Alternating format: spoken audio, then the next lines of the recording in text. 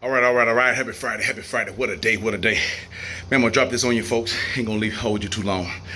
As I was listening uh, to Wednesday night live stream, and I got to listen to Dr. Hall, and I could see him with the Bible open, and how he was talking about with this word, we can endure some things, we can have some strength to fight through some adversities. So what I did, I looked at it in a non-believing perspective. That I'm on an everyday journey, getting up, whether I'm going to work now, being an essential worker, or whether I'm in trying to stay covered up and get out to get my heart together, get my family together. When I'm looking at that, and I'm looking at some of the trials that I've been through, I'm looking through the unbelieving eyes. I'm not quite with him yet. I done been through some things. I done been through 2 or 3 divorces, or whatever I done been through. I done lost a child, and lost, whatever I done been through. I'm thinking about that. Folks on the job acting crazy, whatever. I mean, whatever I done been through. Done lost this, lost that. So when a minister, someone telling me, hey, get into this book, and it is going to help me. I was thinking in my mind, does it really resonate with a person that's dealing with adversity that's right up on your neck? And sometimes, even if you get locked down, I'm talking about in the jail system sometimes, and most time they have that book there, and you start reading, you got time to read then, and you start seeing, does it really work? Did this book really work for me? And some might say, I done tried to get in this book. I done been to the church house and everything, man. It don't seem like you're doing it good. You got folks right now in the church house that says that. I don't know if he does any good. Because sometimes it seems like it's not reality. Because what happens is, folks, sometimes we take this book and we make like it's the Wizard of Oz thing. It snaps right quick. And sometimes it does. Don't get me wrong. But sometimes we don't see it working in our favor yet. And sometimes we really ain't believing in his power to get you out what you in, your circumstances, your adversities. And believe me, folks, and like I keep telling you, I'm not going to come over here and tell you no lie. The demon ain't playing with us back here. He comes through your family, your mama, your sister, your brother, your daddy, your cousins, even some church members, your best friend you thought was with you for 20 some years. The demon works through that, works through your job, works through your health sometimes. Hello, that's why folks say you got to stay prayed up and you got to stay in this book. But I got to listen to Dr. Hall. I said, does this book really resonate with my problems that I'm going through? I'm looking through unbelieving eyes. The person ain't walking with him yet. They ain't took the full leap of faith yet and trusted. He said something very interesting. He said, when you trusted him, you working with him. Talk about him. You working with him. You conjointly working and you loving him. And it's all in this word, and you trying to figure with this fleshly mind, how can these words and these pages of inspiration really help me when I'm going through this adversity? How can it help me, man? I done tried it a little bit. I done tried it. But have you searched at word search, man? You ever looking, you digging. And believe me, folks, it's no joke.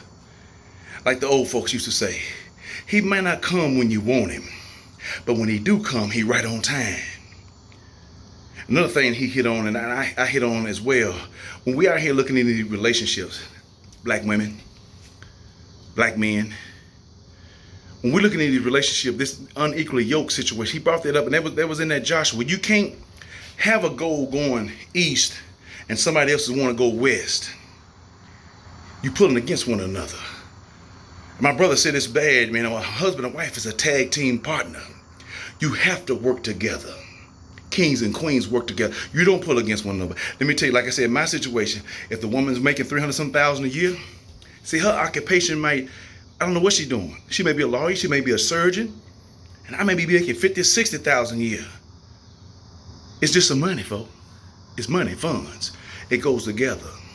This garbage, talking about I don't let my left hand know what my right hand doing, all that garbage. That ain't with him. He said the two become one, and you working with one another, because somebody gonna get sick somewhere.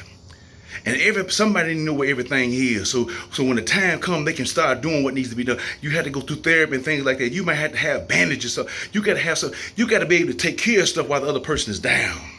That's a tag team partner. If you're against your husband and wife, you're against yourself. Hello, unequally yoked. We're not level. We offset. That means in a spiritual realm, you can't be out here looking for a good man, looking for a good woman, and we out here in some devilment. Or we look for somebody over here that ain't really doing what he asked us to do, folks. And then we wonder why relationships don't work. They ain't on the same page. They don't know what's going on. They don't know how he's talking. They don't know what's happening right here. I thought I'd drop that in there. But I look again, and the adversities. Will this book work for me? Can it work for me? Because I done tried it. This don't seem like I don't have time in it. It's taking too long for it to work for me. And I'm here to stand, folks. It does work in the midst of adversities. He said he'll fight your battles for you. You got to believe this. This is where we come on the belief system. You pass the hope. You got to believe it. And you have to will it.